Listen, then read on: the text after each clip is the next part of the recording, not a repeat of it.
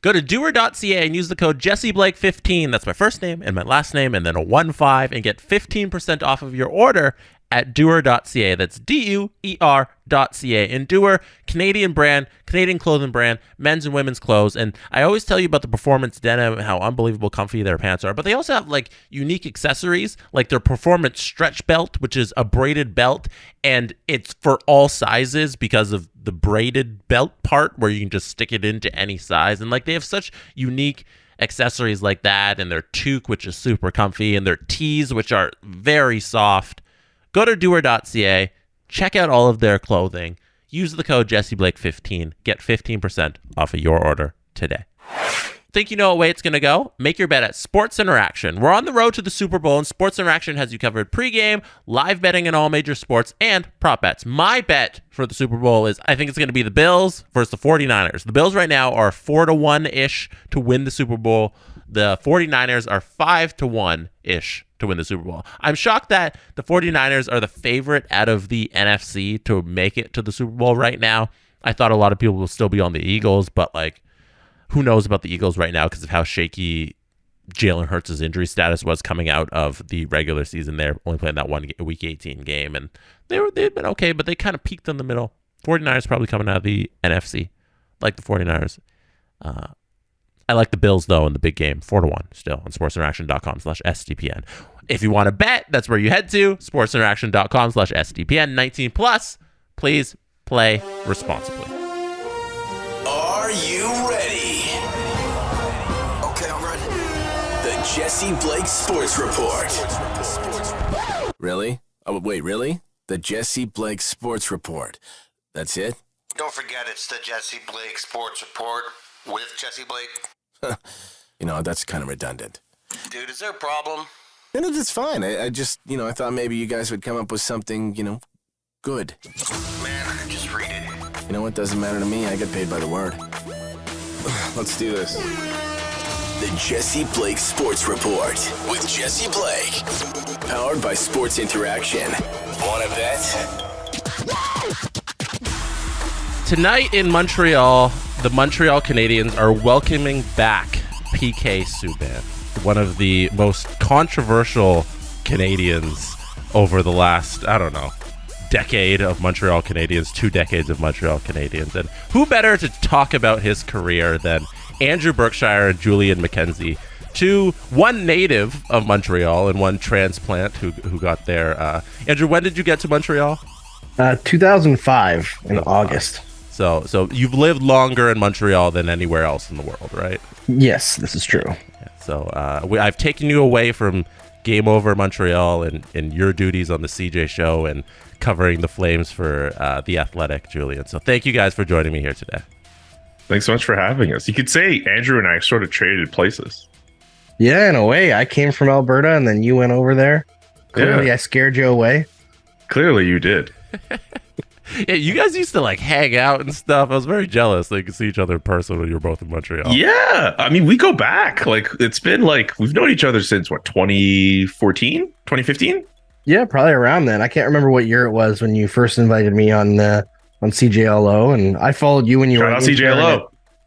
Yeah, exactly. And I followed you when you were interning at TSN even before that. So yeah, on Twitter, I've been following you since I was on the prize. Like it's like Berkshire and I, like well before the SDPN united us together, we've been fans of each other. So this happening is like, I don't want to say it's been destined, but it's a long time coming. No, it's destiny. We should believe in destiny. It was written in the stars.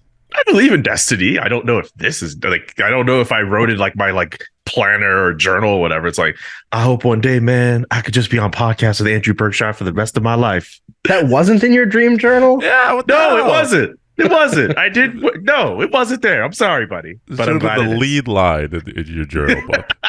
All right. So I think for today, I want to, because like it's such a weird career that PK has had, and it's ended because he's retired this year. Because it's a loud career in a way that it made a lot of noise throughout it, and there aren't many hockey careers like that. So I feel like for today's episode, we can just run down the timeline of his career, and we can chat about each moment. And going through that, you'll see how up and down and topsy-turvy and how non-stop it was throughout his entire tenure in the National Hockey League. And obviously we got to start from day one when he's drafted, the 2007 draft. He's drafted by Bob Gainey, who was a fan of his game, and he slips to the second round. He goes in the middle of the second round, 43rd overall. Do you guys remember that day? Because PK could have been a first-round pick, and he goes in the second round to Montreal, and it's kind of a surprise pick that they got him that late in the draft. Yeah, it was a weird one. The main thing that I remember from that day is the second round pick who, usually second round picks get their jersey and then they take a picture and go on. He goes up to the microphone and he's like, I'm going to bring a Stanley Cup to Montreal. It's like, the confidence is right there right away. You immediately see what kind of person PK Subban is. Also, like that draft class that he was a part of, if I remember correctly, is like pretty stellar for the Montreal Canadiens, right? Like, he's in that second round. I want to say Max Pacioretty's in that round too. No, the first round. Went in the first round, 22nd overall. Do you remember? Ryan McDonough? I was about to say the Canadiens could have potentially had like a draft class with those two defensemen and Max Pacioretty, and who knows what the team would have looked like throughout the next how many years. But we all know what ended up happening with Ryan McDonough. But I don't know how many people realized at the time, but like he would be a part of arguably the best Canadians draft class of the 2000s. If you really think easily, yeah, I would say easily. Like, I mean, yes, they get Carey Price in 2005, but like, who else from 2005 really stands out? People in Montreal don't want to think about 2003 that much, but they at least get Yaroslav Halak at the near end. Noted Alan Walsh client Yaroslav Halak, if I might add. But 2007, they get at least at the top end some quality NHL players. At least 2/3 of them are still playing today, and PK Subban, I think for a lot of Canadiens fans, ends up being the most iconic in terms of the memories and what he was able to provide to the fan base out of all three of those players, at least for those three specific draft picks. Mm-hmm. And if you look at where he went and the comparison about the other players within that draft, Montreal did a great job. Like they identified a prospect and they got real value in the second round because the players above him are Patrick Kane, David Perron, Sam Gagner, Jamie Benn, JVR, Logan Couture, Michael Backlund. This is in terms of just like games played in the NHL. And PK comes in around, 15th, 800 games, 100 goals, 350 assists as a defenseman. Like because he's a standout out of that draft class, and Montreal did a really great job that year identifying him. And Andrew, you brought it up right off the top, like him going up to the podium and saying he's bringing a Stanley Cup to Montreal. That's the starting point. That's the beginning. That lights the spark about who this guy is, and that carried out throughout his 800 games here. Yeah, and I think it also like immediately endeared him to the fans, right? Because this is a team that was not in a good place in 2007. The Carey Price pick was there. People had like thought about it, but he hadn't won in the World Juniors yet. Maybe he had. Yeah, that would have been that year. Draft? It would have been that year. So that was the Jonathan Kane shootout year, right? So like there was excitement coming from that, and then you've got this kid who just like immediately endears himself and goes on and has 2 World Juniors of himself that he was spectacular in. It like started the excitement of like the era that I broke into media in, where the Canadiens were actually good. Before this like take apart slow descent that we've had that was kind of like punctuated by that crazy Stanley Cup final run. So it was really like the beginning of the defining of the next decade with Subban's comments there. I feel like the fan base, like when I moved to Montreal, you could go down to the Bell Center and they were selling out every night, but you could get a ticket for like $25 day of a game. It was not hard to get a ticket. And then all of a sudden, a couple years later, it was extremely difficult and extremely expensive to get a ticket. The team changed very quickly. Yeah. Julian, as just like a kid growing up in Montreal, do you remember 2007, that era, the 2007 through 2010 era? Because you weren't in media, right? At that time, I was in high school, and between I was like the year like PK got drafted. I wasn't really even like following the draft like that closely to the point where I was looking at 2nd through 7th round picks. Like it was all about who they were trying to get in the first round. And I don't even remember if I even had like TSN. Actually, I probably did. My parents probably had cable back then. But like, yeah, like it wasn't.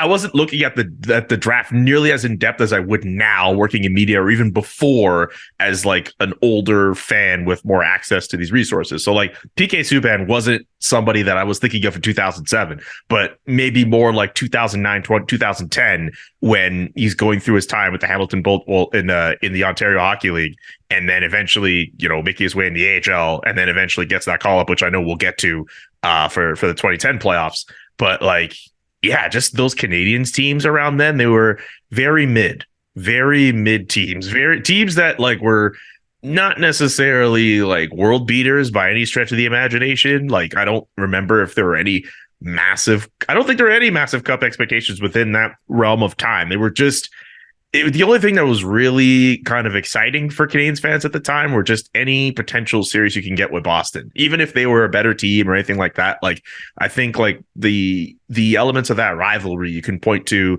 some early series in the early parts of the aughts. Like, that's what I really think that foundation really set in for that rivalry. But like, of course, when PK comes in, like that sets that rivalry to a whole other level, which I know we'll get to. But like, that was it was a calm before the storm, if you want to put it that way. Yeah. And like we can jump to that because he spends a couple years in the OHL. They drafted him in 2007. They leave him in Belleville for that extra year because he's still able to play there. And then he goes to the Hamilton Bulldogs for the 09-10 season. 77 games, and he absolutely lights it up. Like, he's on fire. He's one of the best defensemen in the AHL. He's I guess he'd be 19 at the time. Playing the AHL, 53 points in 77 games. They call him up for the 09-10 playoffs. And this is where I'm going to lean on you guys a little here because I don't remember those playoffs very vividly, but PK was a part of that as a kid who'd played 2 NHL games before the playoffs start. They call him up for 2 games and then 14 in those playoffs. I think one of those 2 regular season. Oh, you go ahead, Berkshire. Well, I think the 2 regular season games were both against the Flyers, and it was like a back-to-back right before the Olympic break. I'm pretty sure that's what it was. And they were like load managing Andrei Markov so that he could play in the Olympics. I'm pretty sure is what the deal was. And he came in and immediately pissed off Mike Richards. And that carried over into the next season because, he came in and did his Subban thing, right? He wasn't going to be calm and casual for anybody. He came in and was crazy. I think he made Chris Pronger lose his mind a little bit as well. He did. It was like, again, like, I think everyone who watched those games was like, oh, he's gonna continue playing after when the Olympics are over, and he didn't until the playoffs. It was a bit of a shock because he was so good. I'm trying to remember with Pronger if it was because he hit him at some point. I forget exactly what PK did, but in talking to like former teammates of his, or at least Mathieu Darche is the one story that comes to mind. The one thing is that PK like got the better of Chris Pronger in a regular season game, and he like told him like, "Hey, suck it, Prongs." Like that's like a story that has resonated with a lot of PK's former teammates. And like, this isn't a guy playing like 5-6 years into the league. This is like in his first like 2 games in the NHL, and he's already telling like, it's like this guy telling a future Hall of Famer at the time, like, suck it. Like that's insane. That's an immense amount of confidence.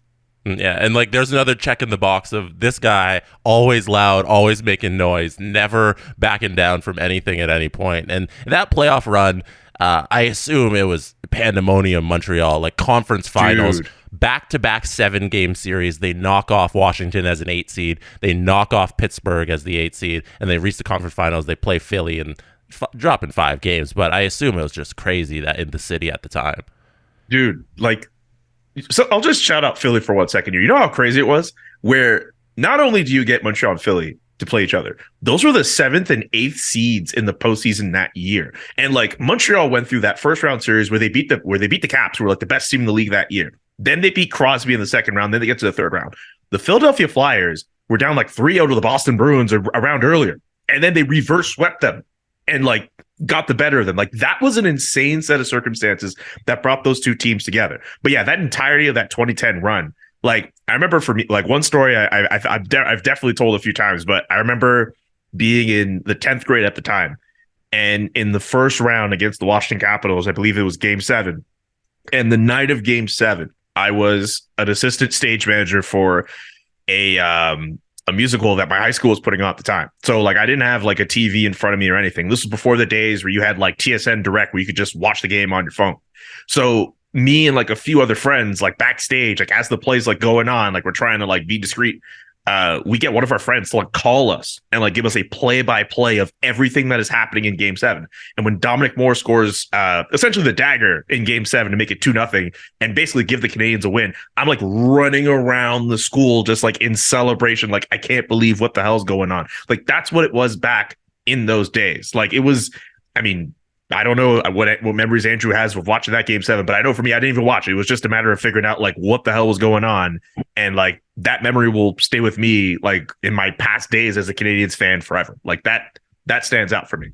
Yeah, it was a crazy period of time. I mean, a lot of the focus was on, rightfully, Yaroslav Halak, right? He had that incredible run. All around the city, you had people who were carrying stop signs with Halak on them instead of Arret.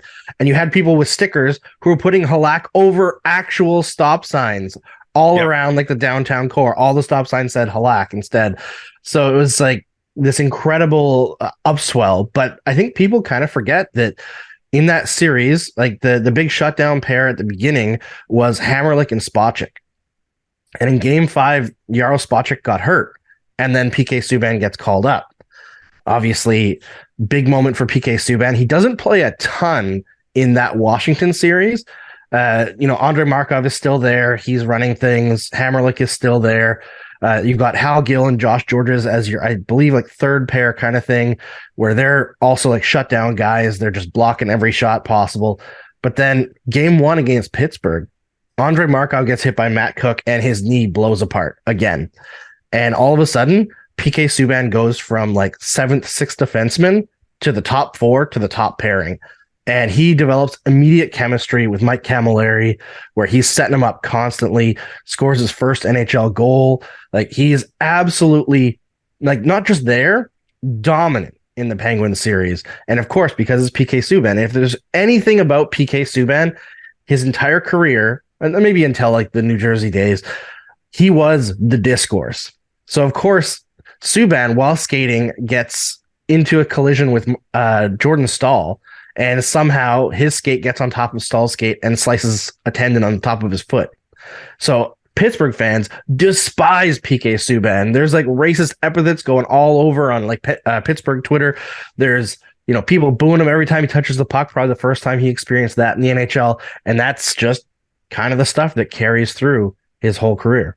But he still keeps going. Like yep. The one thing that stands out is that like he wasn't tentative at all. Like, he was going at Sidney Crosby, and like, I mean, 2007, like this is 2010. So like Sidney Crosby, think about it. 2010 Sidney Crosby had already gone to a Stanley Cup final. Had months ago had scored the golden goal for Canada to win at the Olympics. Like, Sidney Crosby is like the biggest thing going in this country.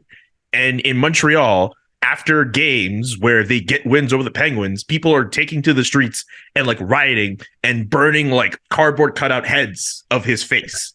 And like PK Subban is like taking runs at him and taking that job of shutting him down. Like, that's a memory that's going to stand out for so many fans forever. Not just because of the fact that PK tries to endear himself and introduces himself, but from day one, he tries to go at the league's best players to establish himself. Like, that's pretty ballsy. Oh, no fear, no hesitation. Nothing. In no aspect of his game or just any personal interaction with the players on the ice. Andrew, were you covering hockey at the time? You already kickstarted your media career? At that time, I was kind of just like writing comments on what used to be called Habs Inside Out. It was the Montreal Gazette's Montreal Canadiens like side project thing, which has now been reincorporated into the paper as Hockey Inside Out, because the Montreal Canadiens were like, hey, don't use Habs. You're not allowed to do that. So, yeah, I was just like writing comments, and I got to know one of the people who was involved in that site, Mike Boone, and he interviewed me for a piece because I guess I'd made an impression, and I had like a prediction in the paper that the Canadiens would find a way to beat the Capitals, which I guess got me some level of notoriety. And I guess it might have been during that series where I started a blog on like Blogspot, like way back in the day, but I wasn't doing anything committed, right? It was like whenever I felt like it. And then it was the following season where the then manager who was leaving of Eyes on the Prize asked me to come write for them. And a year after that, I took over as managing editor. Okay. Man. And like through that time, so we have those playoffs. PK rockets to the discourse of everybody in hockey Twitter and hockey media. And then the next 2 seasons, because calling up for the playoffs there, having him play those games, that kickstarts his entry-level deal. And that's important here because the next 2 seasons, he lives up to all expectations. He's doing great. And in that time, Bob Gainey's fired, the GM who drafted PK Subban. Marc Bergevin is brought in. Marc Bergevin is tasked with handing out PK Subban's next deal, and he chooses not to give Subban a long-term deal. He says, I'm going to give you a 2-year bridge deal. And this is in the middle of the 2012 lockout. So the deal doesn't happen until January of 2013. And PK's like, all right, I got a 2-year deal. It's $5.75 million. The AAV is like 3 point something there. 2 years, prove it, do what you can do. And in that time, he wins the Norris Trophy. That first season of this 2-year deal of this young player, he goes out, smashes every expectation, and wins the Norris Trophy. And Bergevin's sitting there, and he's like, I'm fucked. Gotta give this guy every dollar in the world at his next deal. What am I supposed to do? By the way, you mentioned Bob Gainey to Marc Bergevin. It's Pierre Gauthier erasure, by the way. Completely forgot about Pierre Gauthier. Gainey actually resigned, right? And Pierre Gauthier took over, and then he was fired. By the way, shout out Bob Gainey. You know, like I don't know. I can't imagine living Bob Gainey's life where, yes, he has all the success as an exec, but all the personal problems that occurred, unfortunately for him, with his family in the 2000s as well. Like, I mean, you can't tell me otherwise. Like, if you go through what he goes through, and I don't have to mention, you can look it up. That would mess up how I go about my day-to-day too. So 100%. I think so. That's what I feel with that. But for Pierre Gauthier, I think it's important to mention that like he was kind of like the little transition in between Gainey to Bergevin. Yeah. He would refer to all of his players as Mister. I don't know if you remember those days. Is that something that happened?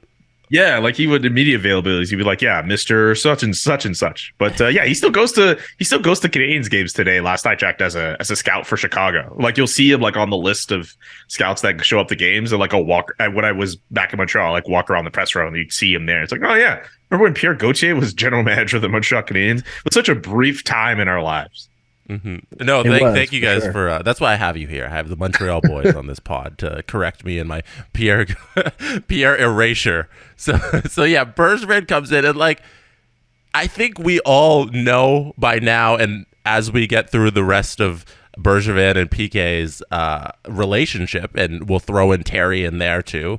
That's a huge part of this. Big part of it. Yeah. I mean, we I think in terms of the relationships between PK and management, the PK Terrien like relationship was so front facing, considering how, I don't know if you remember back in the day, there was a show called 24-CH, which was essentially like well before like HBO did like Road to the Winter Classic and all those types of shows.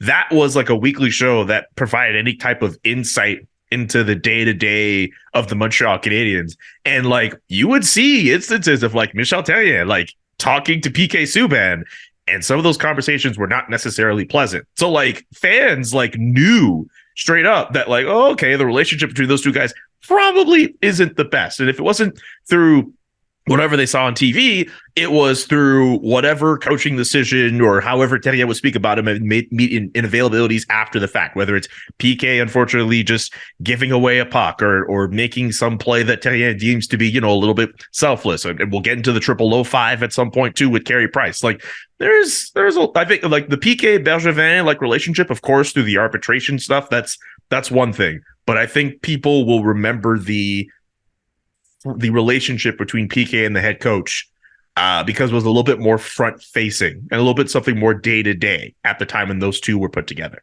Yeah. And I think that whole like starting with the contract situation, it started off needlessly antagonistic as well when Bergevin came in. I mean, first of all, there's the hiring of Michel Terrien, who like notoriously has an issue with flamboyant behavior, right? And he comes in. The first thing that Michel Therrien says is they're going to make PK Subban a better player and a better person. And if you know anything about Michel Therrien's history and PK Subban's history off the ice, that's a wild thing to say.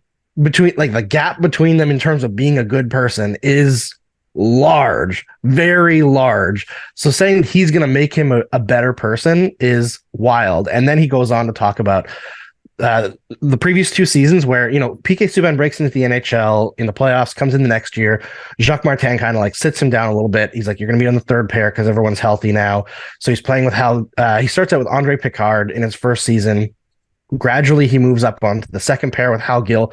And then as the Canadiens go into the second half of that season, in 2010-11, PK Subban is very clearly the number one defenseman. He's playing more minutes than anybody else. As a rookie, he is the guy that drives everything on the team. And same thing the next season. He's the number one defenseman.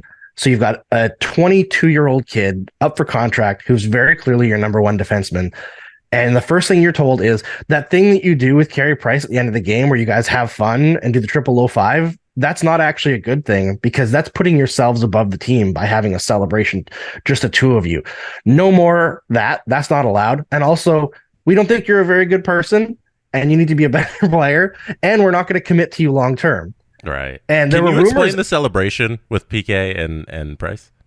It was just during a rough season where the Canadiens weren't winning a lot. Jacques Martin got fired and the two of them would go to like center ice and do 3 low fives with each other and then like bump hips or something, and people loved it. It was like a thing to grasp onto, like 2 young exciting players who were like franchise level talents who clearly had a good relationship having fun. Everybody loved it except for Michel Therrien and by extension Marc Bergevin. And this whole situation, like there were rumors at the time that PK Subban and his agent, Don Meehan, were willing to accept, because they could have negotiated this contract before the lockout, right? And before that lockout, you could still do like the long-term deals. And the rumor that was floated around is that PK Subban and his agent wanted a 15-year deal to take him to the end of his career for $6 million a year. Now, Subban said recently that it was 7, but still $7 million is not that bad considering how his career went. But didn't want to do it, held out short term, and it bit him.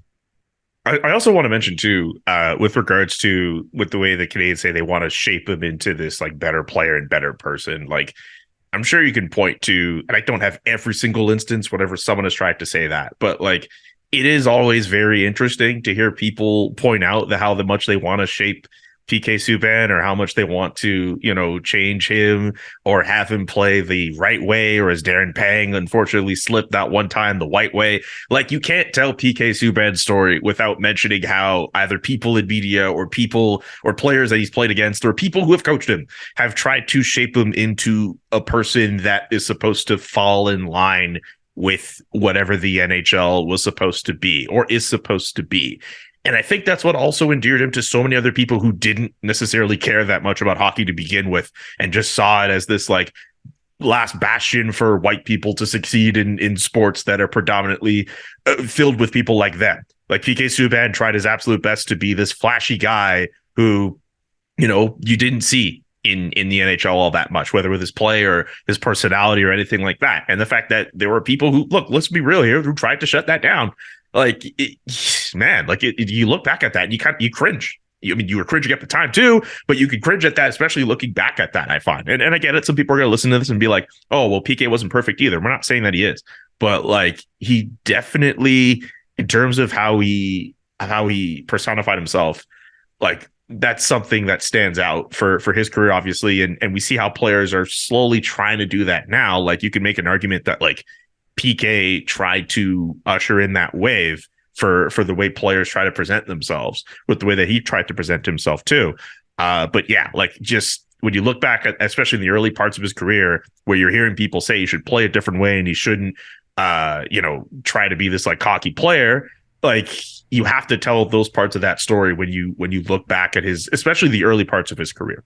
Yeah, it would be wrong to have this conversation and not talk about something like race and PK being a cocky black athlete within hockey, and that rubbing people the wrong way. And there are a million stories out there about every player, but there are some about PK, about him not getting along with players in the dressing room, and some weird rumors that go around. And you wonder how those stories leak out, and like how they're perceived and how they're taken, because that's a guy who's not willing to be a melting pot in the dressing room and get along with everybody, because he knows who he is, he knows who he wants to be. And are those things perceived in the wrong way because he just wants to be him, you know? And how does race and his being an individual play into that stuff? And especially for fans of the team who are black and are of a different hue than white, like they looked at PK Subban as like a guy who was like, oh yeah, wow, like I could watch hockey and I see someone who looks like me. I remember having conversations with people who did not care about hockey nearly to the level that us three do. But like they'd be like, oh, PK Subban. Like PK Subban was just such an easy entry point for so many people beyond the sport. Like I think of, like, you think of the Canadians and the place that they have in Quebec culture. Like a lot of the players who are legends, and rightfully so, they're white players. I think of like family members and family friends who've like immigrated from different parts of the Caribbean and whatnot, who they come to Montreal and they see the Canadians, they're all these like white guys, and they're like, oh, okay, like maybe they don't necessarily see themselves. And then they end up becoming fans of all these different teams. I think about how, and this is a totally different thing, but like, I don't think it's necessarily immaterial to bring up, but like you think of like Indigenous communities, like in Ganawage in Quebec, who like they're not Canadians fans over there. They're Boston fans, because they don't want to support teams that are just all like, you know, the Flying Frenchmen and just white guys, because of the whole disparity that's there. So seeing a guy like PK Subban, who more than just a personal color, like a black hockey player, like that could have been such an opportunity for the Montreal Canadiens to really kind of embrace a player like that, knowing what attachment comes with fans of that player, and especially with their backgrounds and what that could bring. But I feel this way when I was a fan, and I think other people felt this way too. And you could point that out from the way Terrien handled things, the way Bergevin handled things with contract stuff. There were so many instances where you felt as if the team didn't fully embrace him. I don't think you could ever complain that the fans didn't embrace him, and definitely there were people who would side on the side of management, especially in light of the trade. But like there were so many instances throughout his time in Montreal where you could be like, it doesn't seem as if this team embraces him the same way that they should. Like, not to make this comparison, but like a Brendan Gallagher, for example, right? Scrappy white guy who does everything he can to work hard and be part of a team, compared to a more flashier guy like PK, who is not like the status quo in the National Hockey League. Yeah, 100%. And I think, you know, not to be the one who's the white guy talking about race, but I don't think you can talk about his career at all without talking about how race impacted like literally every discourse around him, not just off the ice, but on the ice too. Like there were times, especially early in his career, where like PK definitely had some issues with like limiting himself and knowing where the line is, but he got penalties early in his career for nothing, for like just being on the ice and being around the refs. Like there was some stuff that went on that like on 24/7 that you could see, like where they were mic'd up on the ice, things that happened between him and referees where you're like, oh, okay, that's maybe not racist, but there's some unconscious bias going on there where you're talking to him in a way that is not acceptable to treat someone in the National Hockey League or somebody that you work with. And a lot of that stuff went on. It's stuff like, you know, PK would be like all energetic before the games and like dancing in the tunnel and doing like big high fives, and people would get upset about that. And then you look at like Cole Caulfield right now, who does the same stuff. And obviously Cole Caulfield is not as flamboyant off the ice as PK Subban is, but everyone loves Cole Caulfield. Like there's not a single person who complains about Cole Caulfield being like the energy guy who's, you know, still happy somehow while the team is terrible. Whereas when the team was terrible, when PK was on it, anytime that he would show any like happiness or emotion or satisfaction, people would be all over him. It was always the discourse. PK doesn't understand. He can't read the room. But when it's a white player that does it, it's not the same reaction, right? So there's a lot of that tinges every little moment of PK's career. Yeah, well, it's interesting now. Oh, go ahead. I just want to say, like, you said something really important in there. Unconscious bias. You know, like people, you might say, oh, okay, they weren't acting in a racist way, but them just seeing somebody that's different than them, there's reactions where you're going to have that unconscious bias and treat this individual differently. Yeah, and like I would call that racism, but I think people see, like a lot of white people see racism as like, if you're a racist, you're saying like, I hate this person, when a lot of it is a lot more subtle than that. And I feel like a lot of the stuff that we're dealing with in society today is like the more subtle parts are actually more dangerous and insidious because we're not actively fighting against that. Like everyone who's not lost their mind during COVID knows that like Nazis are bad, right? We don't really need to say that out loud, but it's that little stuff that kind of slips by and that we have to like really fight. And it's like, why are you reacting this way to this specific person? Look inside your mind, like be reflective and ask yourself honestly, why do you get so upset when this guy scores versus this guy?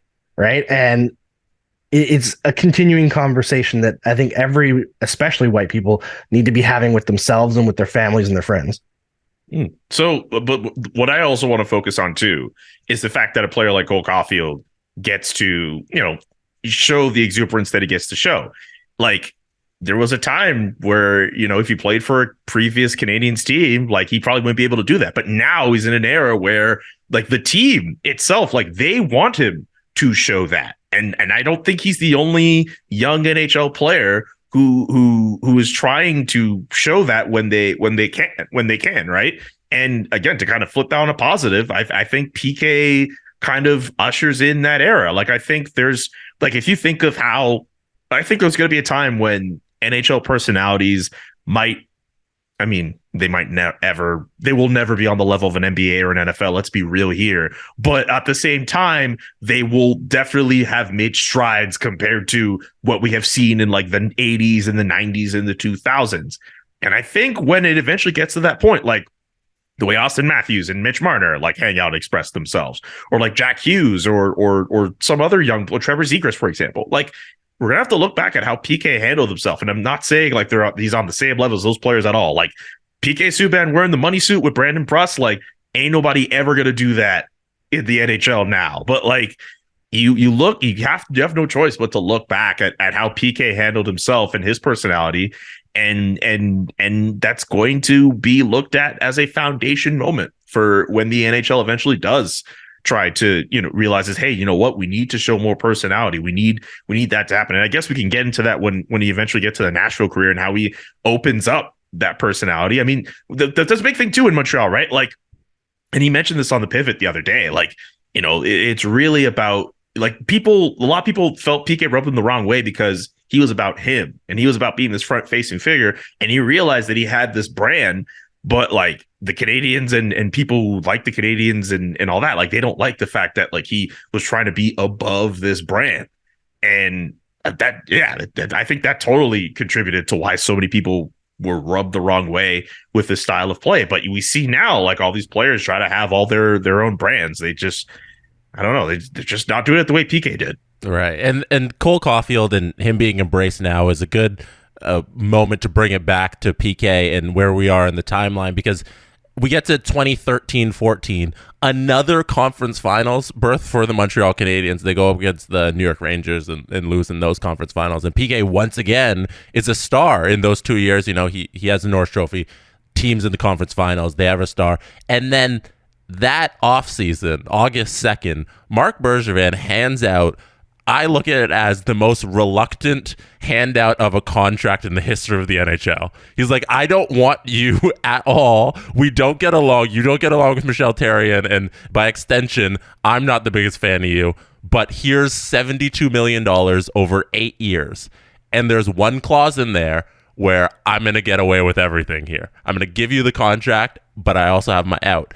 And that is the no trade clause that doesn't kick in until July 1st of 2016. So that first season, you have to play under this contract. You get to play it. And then the next season, if I don't like how this is going, I have an option to trade you before you're here as a Montreal Canadien forever. Because PK is not waiving that no trade clause if it ever kicks in. No, how did you guys see that contract negotiation go down? It took a while. It took a month. It didn't get handed out until August. So much contention. It played out in the media largely, them going back and forth. And he finally gets the deal, but then there's that one no trade clause that doesn't kick in till 2 years in. Yeah, for me, I think that once that deal was done, it was a matter of, from what I remember the discussion being, it was a matter of, is PK going to see this deal through as a Montreal Canadian? And I had serious doubts. Like, I think I remember the discussion, at least for me, like I wasn't doing any big media stuff. I would just like post on Facebook, like just random status updates. Be like, hey, PK signed for this. Like, it didn't strike me in my mind that like, oh yeah, they signed this deal for PK Subban to be a Montreal Canadian for life. Considering how contentious it was, considering the bad blood that seemed to be seeping out in the media with whatever updates we were getting every day, it felt like, okay, like this is, I don't think the Canadians are going to, at least PK as a Montreal Canadian, I had serious doubts about him finishing his career as a Montreal Canadian, considering how all of that went. Yeah, I mean, I remember I wrote a column before the contract was even handed out, I believe. Yeah, it was actually beginning of the season in 2014. I wrote that with his contract coming out, having just won a Norris Trophy, and in the midst of another strong season, that people were going to turn on him, and the reason why is money. The Canadians made a huge mistake by doing a bridge deal on him. He made them pay for it by ascending to be a top three. Yeah, by being a top three defenseman in the entire league for the following 2 years. And now they're going to have to pay him. And with that money comes pressure, and people will turn on him, both fans and people within the organization. I think that whole contract negotiation, again, was like needlessly antagonistic. They could have solved it relatively easy, but they had to bring him to arbitration. They had to do their little like takedown hit job. They had to leak things to the media to try to make him look bad, which, they did again post-trade. It was always about trying to knock PK down a step instead of make him the best player possible. It was like a humbling that they had to do. They felt like they had to take him down. And it speaks to the way that the Canadians operated at that time, that like the idea that a player could have a bigger brand than the team was a threat and not something that they would take advantage of and then market. It just makes no sense. And it's one of those hockey things where, in every other North American sport, having a giant star of a player whose brand and popularity goes outside of your own market is a chance to gain new fans and make the organization a heck of a lot of money while also being good. And the Canadians couldn't see past it. And it was just, you knew that there was something that was going to go wrong. But at the same time, I think watching how good Subban was and how big of a part of that team he was, it was hard to imagine them ever actually making the actual move to move on from him, because the fan revolt would be incredible. And it was, even with how that trade ended up and having the Stanley Cup final run, it wasn't until that Stanley Cup final run, I think, where a huge percentage of the fan base came back into the fold at all. And even then, there were still holdouts that probably have started to come back now that Marc Bergevin is gone and there's been a changeover in the organization. But when that trade happened, the fan base was split. Like there was a reason why the Bell Center for the following several years was not selling out, and they still aren't now because the team's terrible. But there was a clear demarcation point where fans were no longer engaged. Like you could feel it in the fan base. There was a huge percentage of people who no longer wanted anything to do with the team. Also, like up until I just want to say up until that cup run year 2, I think that's when the debate of who won the PK Subban trade, I think it pretty much ran right up until like that cup final too. Because like this was not something that people just debated for like a couple of weeks and then they just let die. Like people would regularly have discussions about whether or not the Canadians were better off shipping off PK Subban for Shea Weber. And like my thing about that trade, not to jump ahead, but like if the Canadians were going to move on from a player like PK Subban, they needed a forward at that time. The rumor going around was that like Pierre-Luc Dubois, who was like, I think still coming up in the draft, like that was like the ideal move that the Canadians should have done. But they end up making this move for Shea Weber, who is likely going to be a Hall of Fame defenseman, this imposing figure who, tried his best to, fit in with what the Canadiens were doing. It was a good defenseman for them, but I don't really feel as if like he played his absolute best until that Cup final run. That ended up being the last we ever saw of Shea Weber in a Montreal Canadiens uniform.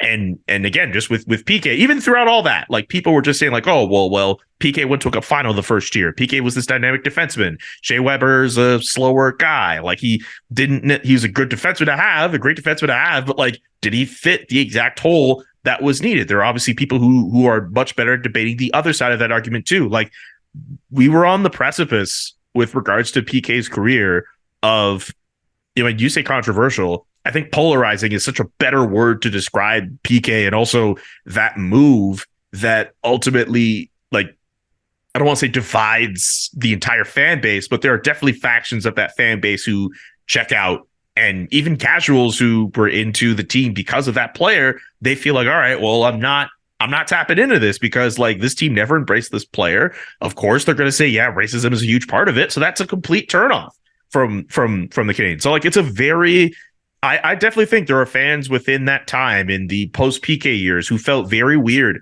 about either cheering for the team or watching the team, or like straight up like not cheering for them at all. Like we have a mutual friend who straight up just was like a big like PK fan, big like Canadiens fan, who like completely like disassociated themselves. I'm thinking of our good friend Robin Flynn, completely disassociated themselves. So they were very open about the Canadiens fandom on Twitter. I'm sure there were a bunch of fans like that. And I mean, to be personal here too, like I stopped being a Canadiens fan like right after he left. Like it was, Same. there were other reasons that contributed to that too. But like, yeah, like after that happened, I was like, okay, well, like, I don't know, like how, especially for someone who looks like me with the way you guys handle PK, like how am I going to be a fan of this team? Like it didn't really sit that well. So it is kind of funny with the way things kind of played out for me in my life, but also like, yeah, like I think I know my reasons, and I definitely know I wasn't alone in disassociating in terms of fandom with that team as a result of him being gone. Yeah, I think there was like a confluence of factors that made it even more of like a betrayal for the fan base, right? Because when they signed PK to that big contract, I remember specifically Jeff Molson came out and he was like, I promised the fans like PK is going to be here the whole time. This is a big deal for us too. And we were like, okay, PK is going to be here for life. And then a couple days before the trade was the draft, right? And there's a lot of rumors swirling, TSN saying that like, oh, PK Subban could be traded to Edmonton for Taylor Hall. And I was like, there's no way that they're actually going to trade PK Subban. And Mark Bergevin at the draft says, we're not talking about trading PK Subban. We're not shopping PK Subban. We're not going to trade PK Subban. And it's like literally the next day they trade him for Shea Weber. And all this stuff comes out about how they'd had like trade packages, like analysis done from different analytics companies. And so this has been going on for a long time. It wasn't as if David Poile called after the draft and offered Shea Weber out of nowhere. So like all this stuff happening while you're not just not telling people stuff, you're straight up lying to the fan base and to the media about what's going on. And like, sure, that's part of the business, is you don't want to give away what you're trying to do. But with this player, it was so personal because he was so loved by the fan base, and everyone could tell that there was a hesitance between the coach and the GM fully embracing this player. So there was always that fear in the back of their mind, like, oh, we're going to lose PK Subban because these guys are in charge. And that's what ended up happening. Yeah. And I think I'm so happy you guys agree, because like I was putting out the timeline here, and there's a direct line where it's before the PK trade and after the PK trade with Montreal Canadiens fans. Like there's an AD and a BC, and it seems like there's a clear divide in the fan base. And it's June 29th, 2016. So much has been written about that day, because Elliot Friedman, in his big read for Sportsnet.ca, he called it the 23 minutes that shook the hockey world. It was from 3:34 to 3:57. Edmonton traded Taylor Hall to New Jersey for Adam Larson. Montreal swapped PK and Shea Weber, and then 3:57, Stamkos chooses to stay in Tampa Bay. Like that all happens in that 23 minutes, and the focus here obviously is the 3:54 trade call with Montreal and Nashville. And so much has been written about it that we kind of know the exact moment when Therrien and Bergevin made up their mind, because Nick Kyprios reported that year that on February 17th, there was a turnover in a 3-2 loss to Colorado. Yeah, I remember that. PK, trying to make something happen as the season spiraled out of control, was stripped of the puck near the Avalanche blue line. It was taken from him with 2:10 remaining in regulation. 7 seconds later, Jerome McGinley scored the game-winning goal. Montreal head coach Michel Therrien did not hide his displeasure, benching Subban for the last 2 shifts, singling out the mistake to reporters. And at that moment, the media in Montreal says that, hey, that's when they decided we're going to get rid of him. The no move clause that I mentioned before kicks in on July 1st. We got to do this deal before that date if we don't want this player on the roster. And the whole time, as you guys beautifully explained, they never got along. Bergevin, Therrien, that trio, the duo was never happy with PK, and they pulled the deal. They did the deal on June 29th. And where were you guys at the time when that all went down?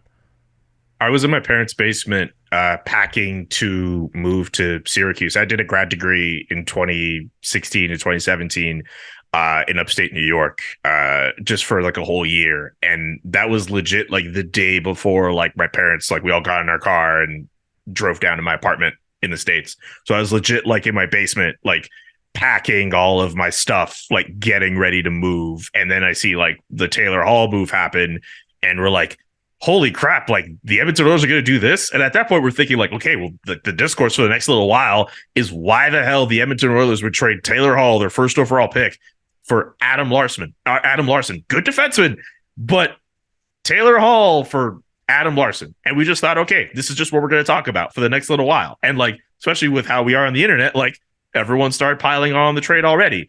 And then within minutes, like Nick Kypreos like breaks the news that PK gets traded. I was like, what? Like I couldn't, like there was a part of me that was like, wow, like that happened. But there was another part of me that was like, yeah, that sounds about right. Like they, like just the idea. Cause I mean, you go back to that day in Colorado. I mean, yeah, like where do you go from there? Like it seemed as if like that was a bit of a final straw with management and with the way, and with PK Subban. Like it just seemed inevitable that like he was not going to finish his career. Like I didn't necessarily predict that like it would happen that offseason, but it did not surprise me that PK would end up getting moved. And then at that point I thought, well, okay, if that's all going to happen, I don't know why Steven Stamkos popped in my head not too long after the trade was made, but at that point, there was serious discussion about whether or not he'd test the free agent market. And like one thing that was brought up was how PK and Steven Stamkos had some kind of relationship, right? So like there was like a genuine thought that like, what if the Canadians find a way to get Steven Stamkos and they bring those two together and all that, and then Steven Stamkos gets signed by the Tampa Bay Lightning. Also, shout out Nick Kypreos, by the way, who broke that PK would get traded, broke that he would win the Norris Trophy. Nick Kypreos was like this low-key, like PK Subban, like news guy or soothsayer, also, whatever you wanted it. Like he broke the news about Weber too, that everyone made fun of him about. Remember? Yeah, he was saying that's true. Weber was gonna end his career due to injury, and then Weber like pretended to be an old man on the ice the next practice, and was like, "No, man, you've been injured the whole time." But no, he broke that months in advance too. It was like in the February, and then they went on the cup run, and Shea Weber's there and everything, and then he ends his career due to injury. He knew, like it was happening. Nick Kypreos, man, like a lot of people like to dump on Nick Kypreos. I will give him his love for that. Like he knew what was what. Yeah, but he's got his sources. But I mean, that day for me, you know how sometimes when you're on Twitter and you can kind of like feel the temperature going like up and down when like a crazy event happens. Well, I was working. That was the end of my first year at Sportlogic at the time. So at the time I was writing through Sportlogic for Sportsnet and RDS. So my RDS articles I'd have to write in English and then send to a translator, and then I have to translate the graphs as well and then send it to RDS. So when the Taylor Hall trade happens, it was this bubbling of like anticipation of like Taylor Hall for PK Subban that was possibly going to happen. Taylor Hall trade happens, and I specifically remember sending a tweet to a bunch of Oilers fans that I was friends with. I was like, you thought you were going to get PK Subban, you got Adam Larson. That's hilarious. And you're like just chirping like crazy, right? And I believe I sent a message to Bob McKenzie too. About like, see, the trade didn't happen. And then it was like 5 minutes later. You sent a message to Bob McKenzie? Yes. And what? Seriously. Through what? You got it like texted that? him? I was like chirping him, right? Because we had So you like tweeted at him. You didn't like DM it. No. He didn't. I think he did follow me at the time, but I didn't. I wasn't going to DM him to chirp him. I was going to chirp him. Wow. In front of everyone. And because he had chirped me earlier on in the season. You leaned into Berkshire hard in 2016. I did. Good and then Lord. The Wild Kiprios West. tweets that Subban's traded as well for Weber. And I was like, is this a joke? Mhm. Like, what the hell is going on? Because you could see once the Hall trade happened, there was like this collective relief among Habs Twitter. It was like, okay, so PK Subban's not going anywhere. This is the only guy available who is like has anywhere near his value. Not going to happen. So then it happens again, and everything explodes. Immediately, I've got emails from my editors at Sportsnet and RDS. We want columns right away. So I have to write the RDS one first because it needs to take time to translate before it can go out. Then I've got to write the Sportsnet one. I've got to make them different. So I've got to take different tacks on both of them, like in terms of how I'm going to analyze this trade. I put out the Sportsnet one still comes out first because of the whole translating thing. Steve, who was working for Sportsnet at the time, like I think it was his first or second year there, and he's doing the I don't know what he was doing exactly, some online thing. But anyway, he tells me first year at Sportsnet, he used to send out a newsletter every to all the Rogers. hosts. I worked at Rogers, so I got them. It was just like an NHL newsletter of like what happened last night. Like that was his first ever gig at Sportsnet. But I guess he had access to like the data on like what was getting clicks on sportsnet.ca. Yeah. And a couple of days later, he was sending me like that Subban article was the most read column on Sportsnet that year. So I was like, insane. oh, That entire shit. year. Yeah. Yeah, Why? the entire year. I think there was like one baseball story that ended up being bigger. I don't know if it was the bat flip year that year or That not. would have been but Bat Flip year 2016. Yeah. yeah, so that was like the one thing that beat it by the end of the year. Oh, It was like the yeah. population of Saskatchewan read that column. guys, there's like a completely like there's one very important thing we have not mentioned, and I wasn't sure what it was going to get mentioned at all. What was We that? have not mentioned PK Subban donating that money to the Children's Hospital And how that was perceived. and how it was perceived. We have Right. not mentioned that at all. Explain when this happened and what went down. Well, like we God. should also Oh. say it wasn't a donation, right? It was a pledge. Right. A pledge for like the next like what like decade. Yeah. Yeah, 10 years. Yeah. I'm trying to remember- It wasn't the actual money. It was I'm gonna do this. Still, Yeah, but and, like a portion of the money he did donate. I think it was like 1.5 million or something like that. But Yeah. there was a whole thing about how like initially what he wanted to do was just to create the charity PK's Helping Hands and raise the money and not necessarily make it a big event, which is strange for PK. But the directors of the hospital, the children's hospital, said, listen, we will make so much more money if we do a big event and you appear and, you know, like we name the atrium after you. People will come to that. It'll get attention and then we'll get more donations. So he's like, okay. So he invited like teammates. He invited coaching staff, obviously, Mark Bergevin. The only person who showed up, I believe, was Jeff Molson to the donation. And at the time, there was like a mix between people being like, wow, this is amazing. And then there's a huge group of people who were like, he's campaigning for the captaincy because it was right before training camp. yeah, was- we didn't even get to that either. Oh Yeah. man. And people were like, well, he was clearly, this is all a ruse to try to get himself more attention. And people accused him of like not actually caring about it, which if you know anything about him, like if there's anybody who cares about the actual work they do with kids in the history of the league, it's PK Subban. Mm-hmm. He cares so much about those kids. The fact that like even when he was in Nashville, he was coming back, visiting the hospital, doing like Christmas events for them. Like he was cared. at the Children's Hospital this week, yesterday, I believe, because he's in town, right, doing the ceremony. Yep. Correct. Yeah. Man, just like even after the trade happened, like there's a part in Montreal if you're trying to drive into downtown and you're going through I'm trying to remember what it's called. If it's a Turcotte interchange, I don't remember the specific part of the highway. But I know for me, like in the part of town that I live, if I'm making that drive, basically heading towards downtown up this highway, I would like look to your left, or if you're coming from downtown, you're heading into essentially sort of where Andrew lives now and where I used to live. You can see the hospital like up high on this like high mountain, and like for years, and I'm pretty sure like wouldn't surprise me if they still kept doing it. You'd see this like giant banner of like PK Subban like with some child. Like that's how much like the donation or the pledge and his presence around that hospital like resonated. Like years after the fact he had been dealt away, like the children's hospital definitely like they upheld that. Like they knew how much PK meant to that. And the fact that like, you know, there's so many stories about how like, oh, like the Canadians say they weren't really involved and they didn't like the fact that they weren't involved in everything that was going on, and they felt they're being shown up with the way that all went down. Like, I don't know, like for me, like I think with all the other call outs and stuff like that, but like when that happened and like there wasn't this like endorsement from the team, you're like, okay, like something's really, really bad. Like I don't even think he won like there was like probably a community award for the Canadians. He didn't win that. Like it's like no, like you knew, like it was so obvious that like there was this the whole time. There's this discord. Not to mention we have to also talk about the whole fight. Well, not fight, but like the supposed vote for a captaincy, right? Like people thought, is PK going to be captain? Should it be Brendan Gallagher? Is Max Pacioretty captain? Like there's the famous photo outside of the golf course in Laval where it's like PK.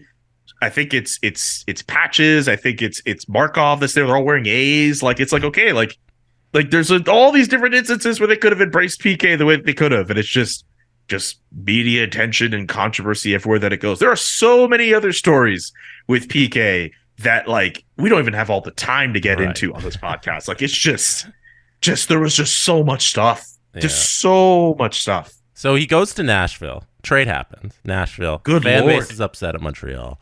He goes to the Stanley Cup final. PK he elevates into this other stratosphere even because the trade is kind of his villain origin story. So now PK is this guy who's done wrong by Montreal, and he's thriving in Nashville in the Stanley Cup final, and everybody's I don't know. I was rooting for Nashville when they were going up against Pittsburgh. I don't know about you guys, but I wanted to see him do it. He becomes NHL cover star amongst all that. And I'll get your guys' thoughts on the Nashville years before we get to, hey, he just shipped off New Jersey and then the career kind of fizzles out. Yeah, I think we have to kind of preface it by his last game in Montreal, right? There was, he goes in for a puck and Alexei Emelin gets in front of him and somehow like slams his butt into the top of PK's head.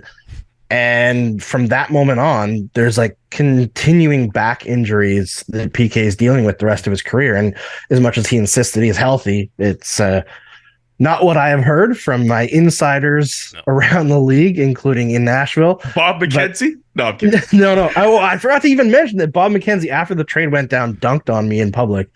He like quote tweeted. And then right after he quote tweeted me, he DM'd me to apologize. He's like, I hope you didn't think that was across the line. I was like, no, that was amazing. Do it again. God, and he was like, just making sure you didn't think the fuckers at TSN were coming after you. It is an honor to be chirped by Bob McKenzie. 100%, right?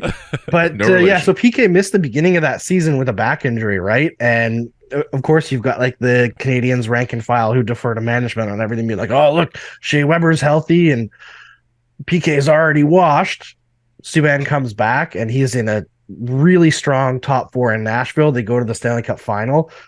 But the next year, obviously, he was nominated for a Norris. I forget who won the year. I think it was Drew Doughty. Should have been Erik Karlsson. But anyway. He got one eventually. After that year, things start to trend downward. The back injuries start to be more debilitating. I think there was some choices that he made with his training staff that kind of changed the way he played. It's like he bought into a lot of the criticisms of his play, and like people look at PK and they're like, okay, you've got a great slap shot and you're physical. And he was like, okay, so that's what I'm going to do. I'm going to do the slap shot and I'm going to be physical. And in getting a bigger body, he lost some of his speed, which is what truly made him special, his agility. And in focusing more on shooting, he lost a lot of his playmaking capability, which is what made him a big power play guy back in the day. So it was like things kind of started getting away from him, and then he gets traded for almost nothing for cap space so the Predators can get Duchesne, and New Jersey just never works out. Because I think PK at the end of it is like, he has to be on a competitive team, just the way that he functions. If he's on a bad team, I think you'll notice his bad plays more often because, you know, everything's going to fall apart on a bad team, but he needs to have the moment, right? Like that's what everything about PK is, finding the moment. He wants to be the guy who does something great. And when there's no opportunity for that, I think there's less motivation as well. Yeah, I think you nailed it with how the Nashville situation went in those last couple of years with the training regimen that he was on. Because what I've heard is that he had his own outside training staff and he didn't use the internal ones, and the skills coaches who would develop his game in the correct way. He went a more like a deadlift lifting route where you're doing heavy weights, and for somebody with a bad back, that clearly did not help him in any way. And yeah, him trying to get bigger as he's hitting 30, it was an odd choice. I think I don't know, obviously, but I think he might have received some bad advice or he's listening to the wrong people, because it clearly didn't help his game in any way. And from there, we see it trend down and become a cap space dump. But go ahead, Julian. I was also going to say, like, we have to, like, while it is important to mention his play on the ice, like PK's star in terms of like his visibility, in terms of the off-ice stuff he's doing with the charities, with what he's done in Nashville, but also just like him showing up at the ESPYs and being with Lindsey Vonn, like you trace that to that trade. Like I always say, like when people say like who wins the trade, Montreal or Nashville, the answer is PK Subban. One of my early memories being at Syracuse, I've never told the story before. One of my earliest memories being at Syracuse, I was in this like one like kind of sports business class, or like just this one class where you're learning about like how like the score bug came to be and how all these different things that we see on TV and production comes to be. This one guest comes in one of the first classes I've had at Syracuse in this particular class. It's Steve Mayer, who is in charge of like content and like events and stuff for the National Hockey League. And like everyone in this class at this point is like, they're not hockey fans necessarily. They're just like, I don't know who the hell this guy is. I'm like, this is the exact guy I want to talk to because I want to have all these PK Subban questions. And I remember going to him after that being like, yo, man, so like PK's in Nashville. Like, how do you guys feel about that? And like, this sounds kind of weird as like a student kind of reliving a past conversation with not necessarily like an on the record conversation, but essentially like they liked the fact that he was out of Montreal because they knew that the team that he was on was all about the crest and not necessarily about this brand that he was trying to pick up. And they realized that him, you know, being on a team that maybe didn't care about that much, an American market in the South, they recognized there was an opportunity to take advantage of that marketability. So it was not an accident that we would see all these other little extracurricular activities with PK Subban, with a podcast or the ESPYs or the NHL awards or all this other extra stuff that they had him doing that went beyond him playing. Like it was like, yeah, like the NHL realized like, okay, we have a player who wants to market themselves. We need to market more players to try to get some kind of American audience in. And like, it's no accident that like, you know, maybe not a lot of people nowadays know who some of the big NHL stars are, but they know who PK Subban is. Like the Nashville trade, him being in a US market, like that plays a huge role in how his star is perceived, not just among like hockey fans, but like in terms of other athletes, you know, like I think that plays a huge role in that. That trade does so much for him in terms of how he is, in terms of his personality and how that gets broadcasted to the wider hockey community and beyond that. Mm-hmm. Yeah, it opens up the American market to him. It's one of those things where like if he had finished his career in Montreal, if the exact same arc happened, but he'd played in Montreal the whole time, would he be working for Sportsnet now instead of ESPN? Right. You know, like opening Great up that question. American market, right? Like Yeah. I'm assuming he's making a lot more money at ESPN than he would be at Sportsnet. Yeah, and like the Nashville years seem so much longer than they actually were. Like when I think about it, it feels like he was there for so long. But it was 3 years, it was 3 seasons, and like parts of 3 seasons because he missed a couple games in there due to injury.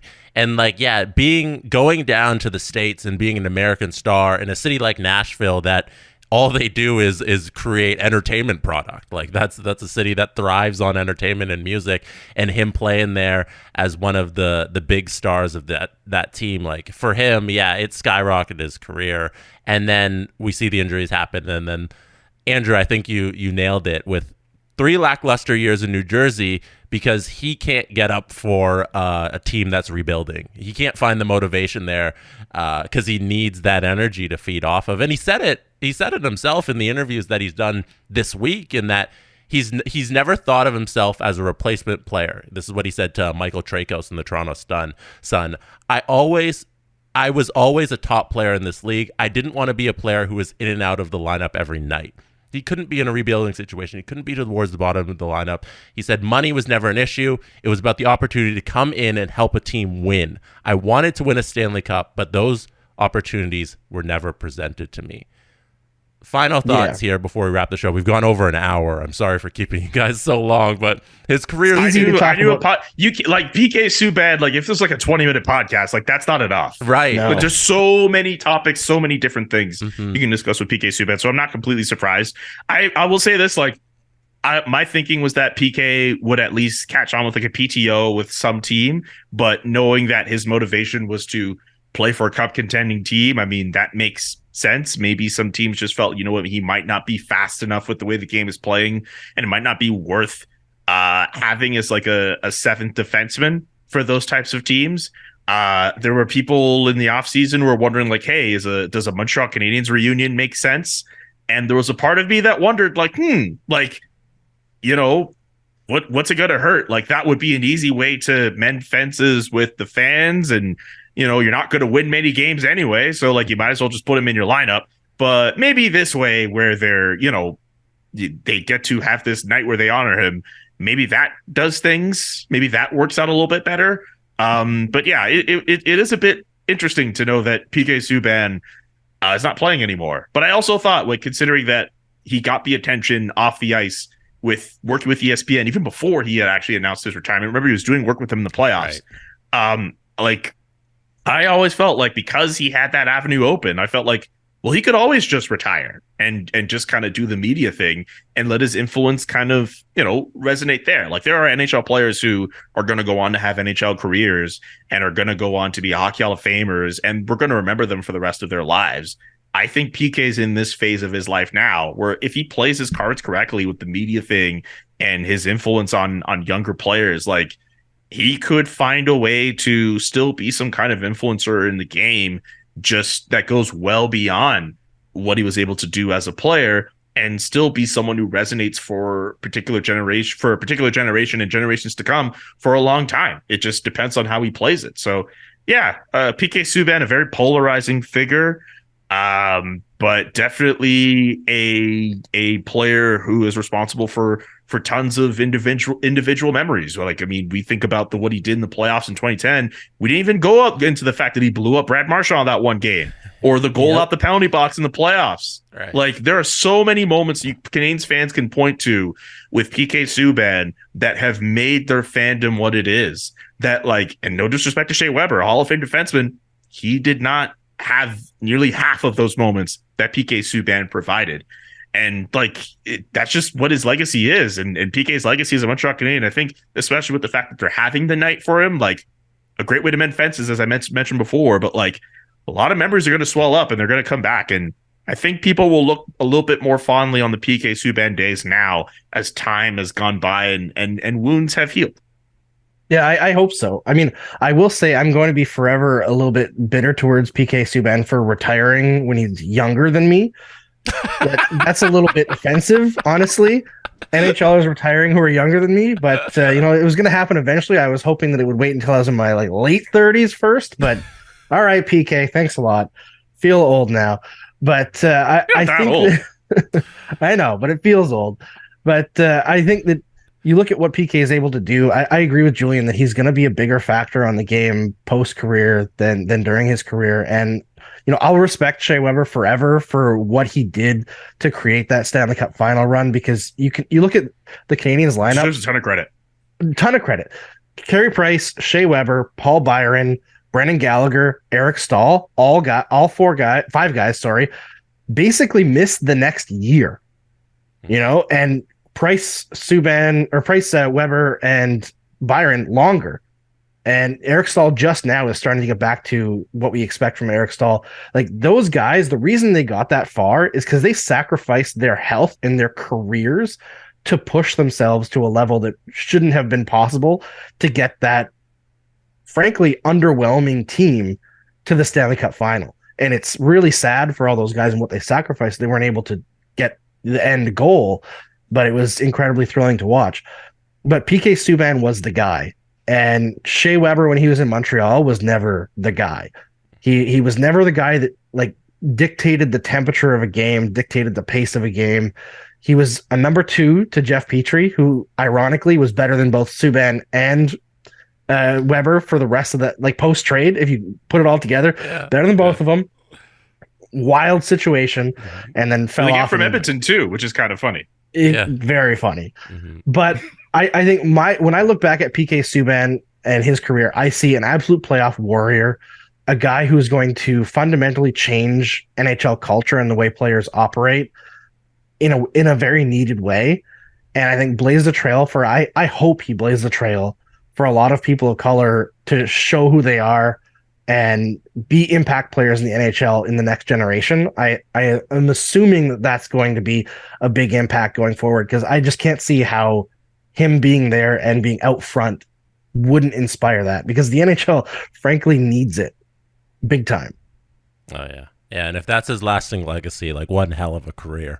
And we tried to touch on everything we could here, but there's so many more stories. So much PK, stuff. and like that speaks to his career and the impact he had on the NHL. Like how many guys can say that, that they made this much noise during a short stint. 800 games is nothing to laugh at, but like, he thinks he had some more legs in him, and I definitely agree. If he had that motivation to keep playing, if he wanted to chase that Stanley Cup, he could find a place in the league to do that. But he didn't want to do it. It's easier to make money sitting in a studio than sacrificing your body every day for an NHL deal. So no, I don't. I live that every day doing the CJ show. I totally understand. Thank you guys so much for doing this. This was amazing, and we should do this again sometime soon. For sure. Jesse, I'm really happy we were able to do an episode where we didn't argue at each other. No, I'll bring you back for when I want to discredit every Stanley Cup winner again. Jesus, not this again. Well, the last time I was calling Jesse out too, so. Yo, man, Jesse's just this guy who just wants to be like a disturber. You know what I'm saying? Like, yo, hey, I'm cutting off the show. No more no more Jesse Blake slander on the Jesse Blake Sports Report. And that is how it's done. The Jesse Blake Sports Report with Jesse Blake, powered by Sports Interaction. Want to bet? Jesse Blake, the guy that likes to hear his name twice in one sentence. Sure, I know him. No, he doesn't have an ego at all.